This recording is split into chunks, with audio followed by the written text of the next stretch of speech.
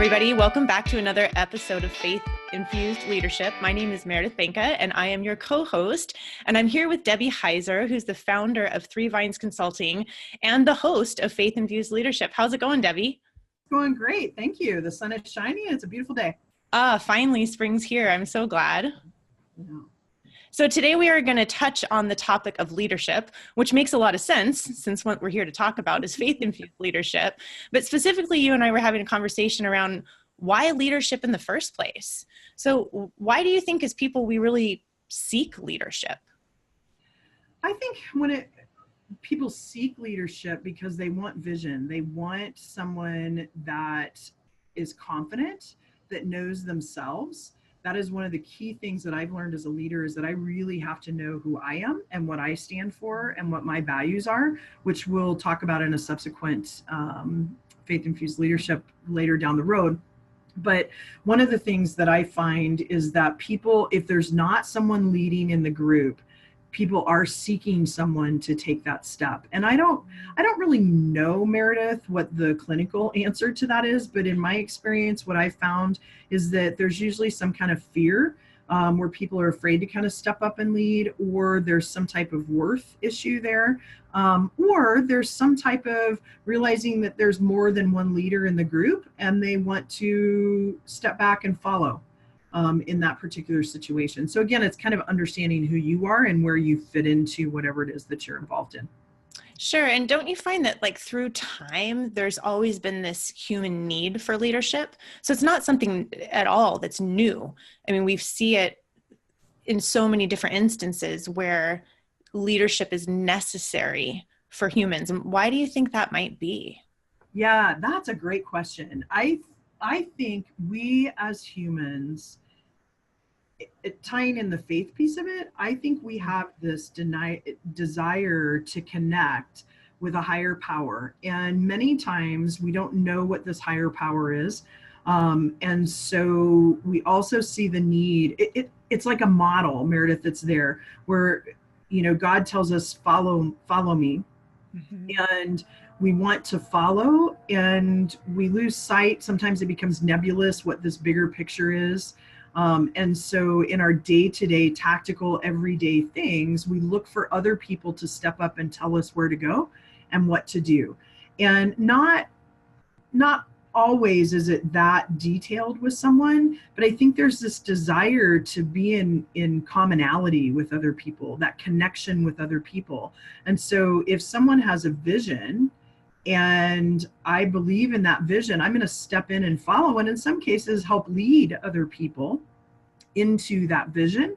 Mm-hmm. And I think there's just this quality embedded in every human that they want that connectedness. And part of that connectedness is following a vision. Mm-hmm. So for people that find themselves in a leadership position, I suppose that sometimes they get there by accident. Okay, yes, I have to share a personal story that was very enlightening to me.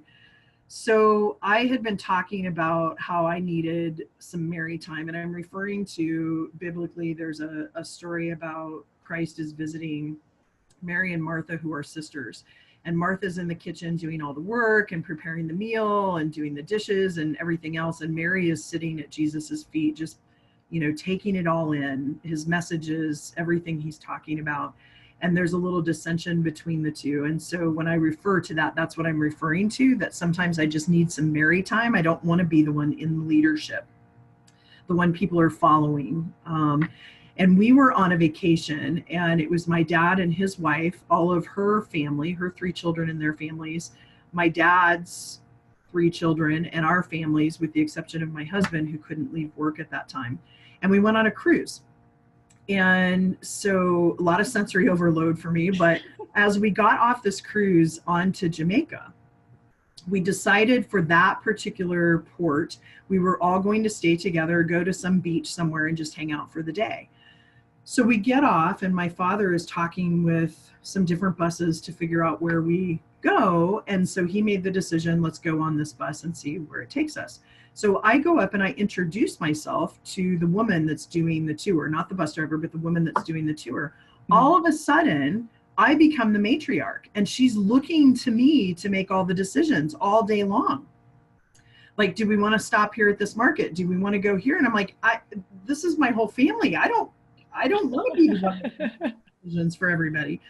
And so I was talking to my sisters after that situation, and they said, you know what, leadership is so natural to you that you don't even realize, by taking the initiative to go up and introduce yourself to her, in her mind, you were the one in charge. Mm-hmm.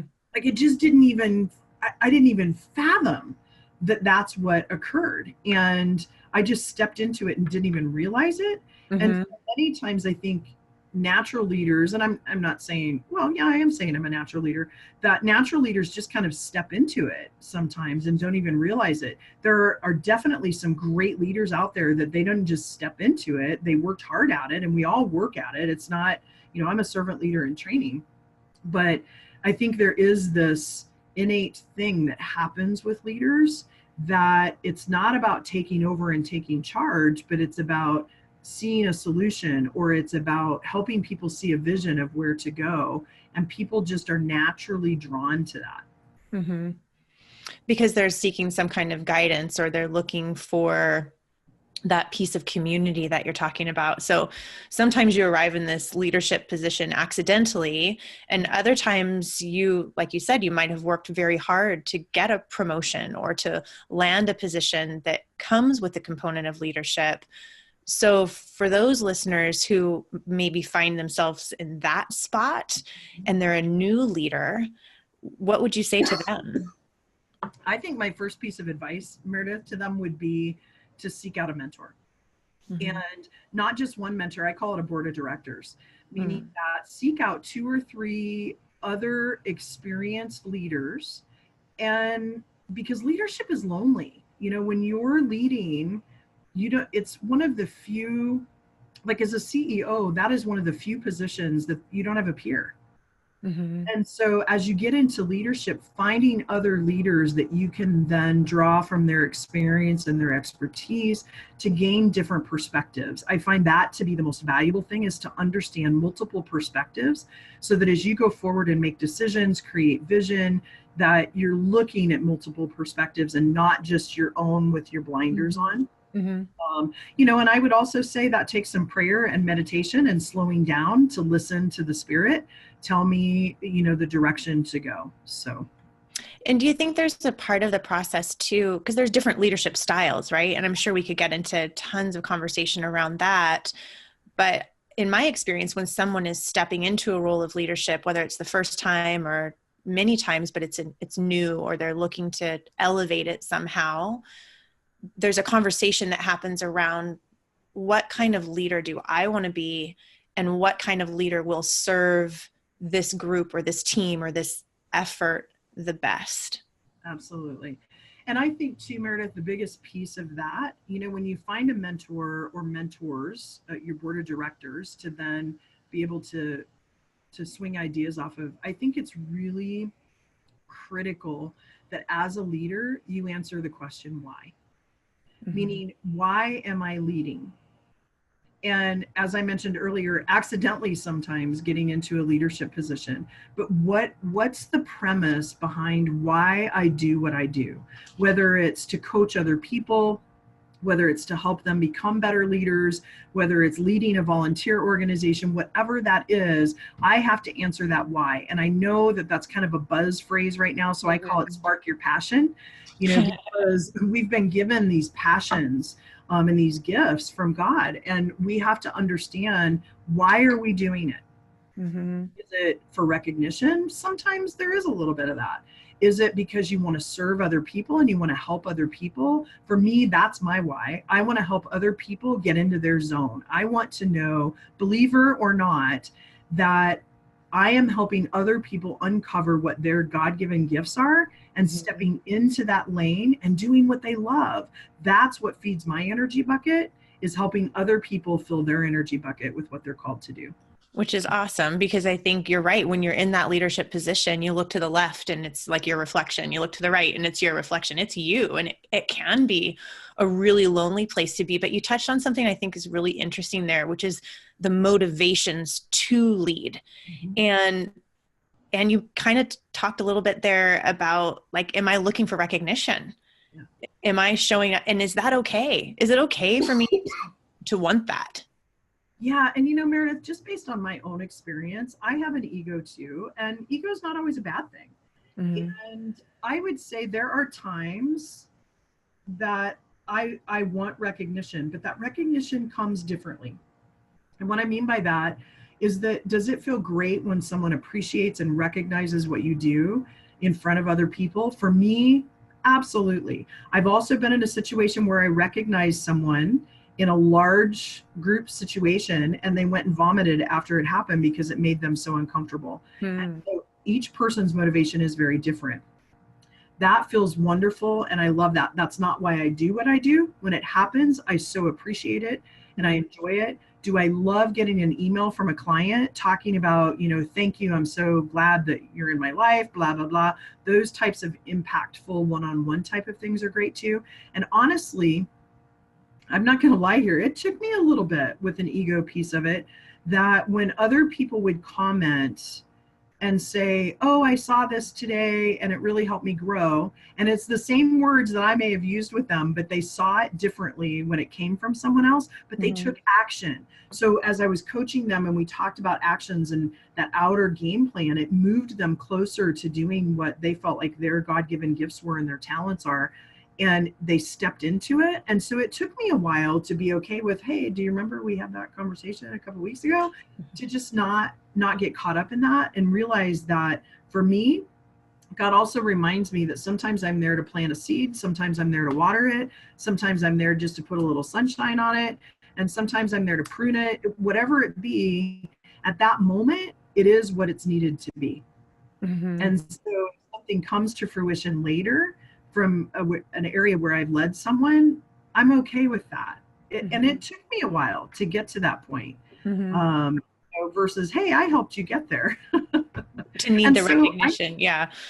and I think it's way okay to have recognition. If you think about, learning any new skill, if you're teaching a child how to catch a ball, they're going to react when you say to them, great job, awesome job with your eyes on the ball. Next time, let's concentrate on now moving your hand to catch the ball versus why didn't you do that right or this or that. And so everyone likes to know that they're doing a good job and everybody shows up to do a good job. And so I think it is important to recognize that, and particularly as a leader, we have to recognize other people. So then how do you know if you're doing a good job as a leader? Oh, that's a good one. For me personally, because my why is to help people grow. So if I had to sit down and share with you some success stories for me, sometimes it's someone leaving the company because what they were doing wasn't in their zone. And they were so much happier doing this other thing or stepping into something different. And so repeat your question again, because I kind of got off on a side note. Sure. So if I'm in a leadership role, how do I know I'm doing a good job? How do I know that my leadership is effective, that it's making a difference? How do I know that like I'm succeeding? Yeah, thank you again for repeating that. So for me, it's about defining what that looks like to begin with. So if I'm going into a project, it might be the completion of the project, and there might be some quantitative and subjective measures there that promote what success is. If I'm working with an individual, I'm constantly asking them, what's your intention? Where are you at? Where are you wanting to go? Where do you feel stuck? What's your future emerging self saying to you? What's your best self saying to you? Because that's really the measure of success when you're working with people. So let me just jump in right there really quickly, because I think those questions that you just asked, are incredible, right? Of if I'm not coaching with you, right? If I'm not working with you directly, but I'm trying to improve and become this better leader, there are questions I can be checking in with myself to make sure that I'm getting this effort where I want it to go, that I'm showing up as the kind of leader I want to be, is what you're saying. So there's a huge component of like self-reflection. Absolutely. And one of the things as we talk about, God, self, and others, that I've just come to the realization is it's so important to know yourself. Mm. Know what values you see as important, because followers won't follow a leader that is wishy-washy and doesn't have a vision of where they want to go. Mm-hmm. And so understanding what you stand for, whether it's honesty, integrity, hiring the right person for the right job, whatever those kind of main rocks are for you that aren't negotiable, like that's really important to understand. Mm-hmm. And people sometimes get nervous when I talk about that as new leaders because they're afraid, oh, well, certain people won't follow me. Well, you know what? That's part of it. Even doing these videos is a little bit fearful because you're putting yourself out there and not everyone's going to agree with it. Not everybody's going to love it. And so as you determine what those value points are for you, and then getting back to that why you're doing what you're doing, not everybody's going to agree with that, and that's okay. I think it gets to the point too where when you have that level of integrity as a leader, that what you stand for can actually become less important than the integrity with which you stand. Yes, walking your talk. Yes. And do you think that maybe somebody would follow you who doesn't align with you exactly, but who does align with your integrity? Absolutely, I've had it happen.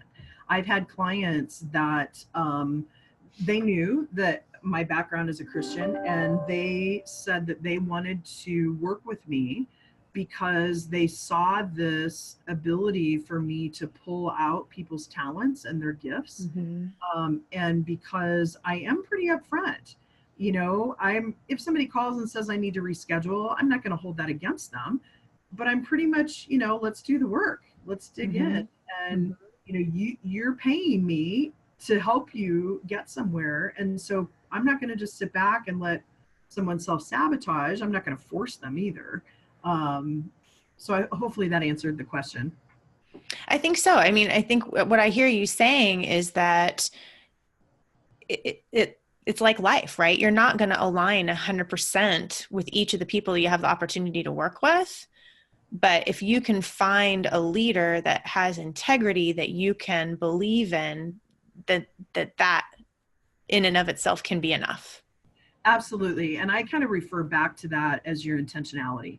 So I always use the example as a sales trainer. I used to use this example too, that if you go into a restaurant, and we've all had these experiences where the restaurant's been really busy, the waiter or waitress has been extremely busy. They come over, they apologize, they're still giving you good service, but it's maybe slower than what you're used to at that particular restaurant, or you know, something's not completely up to par, but they're trying their best, and you know that they're trying their best to serve you. Right. That's a different situation than when you go into a restaurant, they're extremely busy, or they're not, but they're extremely busy, and the person, you know that their intention is not to serve you. Mm-hmm. We've all had those experiences. Now you think about same but yet very different experience as far as the external factors that were occurring, but the intentionality of that server changed the experience for the person. Mm-hmm. So I always talk about, if your intention is to help the people that you lead, people will follow you.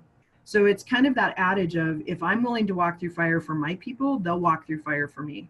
But if Mm-hmm. my intention is to be more profitable only, or that we just need to get this project done and very task focused, people aren't, they'll follow that for a certain period of time because they believe in the vision or the project. But then you start to lose loyalty, you start to lose productivity. Mm-hmm. And it's because there's not that human connection. Hmm. Yeah. So in this concept of why leadership, what if you're involved and you don't align with the leader, right? What if you're involved in some way, or maybe you have the opportunity to step into that leadership role when there's already a leader in place? Like, how do people navigate those kinds of situations? Yeah, so Meredith, I'm going to actually answer that a little differently than I think the intention of your, Good. I love it. meaning that I am a firm believer that there's always a silent leader. And what I mean by that is, you might have, like, I'll use the example of any team that I've ever led. There's always one team member that people look to as the influencer. And that's a positional power, right? So if I'm the director and I have a couple of managers then that are managing people, there are these silent influencers that will lead people because they look to them for that direction. I don't know if I'm making any sense there, but it's really important. It's kind of like the person that everybody looks to see if they give the head nod or not. Yeah. Right. And so as a leader of a team, it's really important to identify who those people are, because if your intention is to help people, you want to make sure that you understand their motivators and where they're at, just as you would anybody on the team, but realizing that they have this influence over other people. And I call those the meetings before the meetings. There were many times that I would bounce an idea off of the influencer to get their ideas, because chances are they're actually probably a little bit more in touch with people than I am, because there's a certain persona that people will put on in front of, their leader, particularly depending on if it's 1 or 2 levels up. So it's important to tap into that person. And part of why I paused is I also give new leaders this advice that be conscious of the, how do I say this? Be conscious of the story that you're telling those above you about your people, because chances are those are the only impressions that they have, because they don't have one-on-one interactions with people. So if you highlight those areas of opportunity all the time with someone, that's all that leader is going to know about the people you lead. Interesting. And I'm not saying you just tout them as all positive, but just it works both ways. So understanding who that influencer is on a team of people that you're wanting to help move forward and grow, but then also understanding that those above you get the perception of those people that you're leading from your perspective. And to me, that gets a little bit into the concept of like building consensus, right? Like as this leader, you recognize it. 2 things you're making me think about, and I'd love to hear your thoughts. One of them is the concept of knowing your audience. So now you're in this leadership position. We've defined why the situation needs a leader. You've decided how you want to show up as that leader with your integrity and with your intention and what that's going to be. And you need to know your audience, right? Because ultimately you're trying to move them to something, to a end date, to a deadline, to an idea, to a goal. So how do you get in there beyond just that influencer and really know your audience?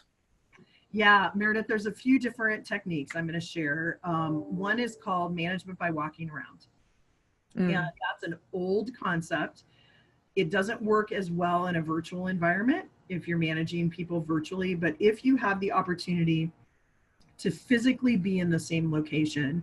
A great leader that I had the opportunity to work for was Bob Walsh, and he was the president of Sprint Publishing. And every Friday at 3 p.m., he spent 2 hours just walking the halls. I mean, and it's 4 or 5 levels. And he would go and talk to people, just find out how they were, what was happening. And it really helped him keep a pulse on what was happening in the company from a people perspective. So that's one thing that I recommend to people. The other thing, as far as kind of knowing those people, is realizing that they're people. One of the things that when I have leaders that work with me, I always ask them to write down on a piece of paper 10 things they know about the people that work for them. And I don't mean about what they can do for them, but what's their spouse's name or their partner's name? What's their kids' names if they have kids? What do they like to do in their free time? Those types of things, and I'm noticing a swing. We're losing that human connection with people. So even why do you think that is? I think some of it's virtual. I think some of it is generational. I think some of it is the exponential change that's out there. People don't feel like we have time to get to know each other. We got to do. And so I think there's multiple things that feed into that, Meredith, but I would say that's the biggest piece. And I was reading something actually in my Harvard Business Review around PLCs, which is personal learning centers, meaning there's these personal learning clouds, not centers, where I can go out and develop skills and knowledge anywhere. There's all these different courses out there. There's things that you can learn from all of the time. But what's missing in leadership development is the human connection. Learning how to communicate with each other, learning how to deal with conflict, those kind of just what I call human connection factors. And that goes into being a good leader.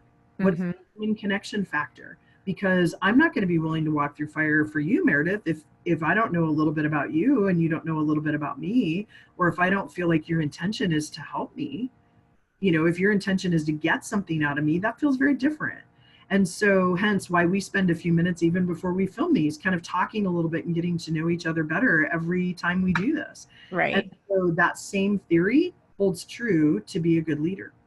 Right. And I think it also, if you don't have that connection, then how can you build consensus, which was the second thing that you were making me think about. A leader's job isn't to shove things down people's throats and force them to agree or comply, right? I think sometimes people feel that's what it is, but really it's to build consensus and motivation to ultimately get outcomes that are desired and wanted. So if you don't know the audience, how would you ever go about building consensus? Absolutely. And that's consensus and collaboration. That's kind of a swing change over the last probably 15 years. And there's a really nice tool that maybe we should look into in a future session called situational leadership. And it's developed by Kim Blanchard. And part of that is about understanding your audience, not just me understanding you, Meredith, but when it comes to a particular task, understanding where they're at. Meaning, if I'm at war, I want a leader that gives me high direction very quickly. I want you to tell me where to go, what to do. I want reaction that is very into that, so that when I'm in a critical situation, my body, my mind take over and just do what I've been practiced to do. If I'm in a situation where I don't know much about the task that I'm doing, I'm going to need some additional direction, but I also might need some motivation because I might be in a little bit of disillusionment thinking, what did I get myself into? I don't know if I can do this. And so understanding the audience, even as they approach a task, and there are 4 quadrants that we can get into, because I can know who you are, Meredith, but then understanding a little bit more about a particular task that you're doing, I can help you grow exponentially if I understand where you're at in the need to have direction or support. Yeah. So you have shared so much today about these different thoughts around leadership, everything from why we need leaders to why you might want to become a leader to what kind of leader do you want to be. But if people really want to know more, where would they go to find more out about the work that you do? Yeah, thanks. I would suggest going out to my website, which is www.3vconsulting.com. Or feel free to follow me on Instagram at 3V Consulting or Facebook at 3 Vines Consulting and Leadership Development. I put out posts fairly regularly and I have blogs out on my website too. Awesome. Awesome. Well, for today, this is Meredith Thinker, your co-host, and Debbie Heiser, your host of Faith Infused Leadership. We'll see you the next time.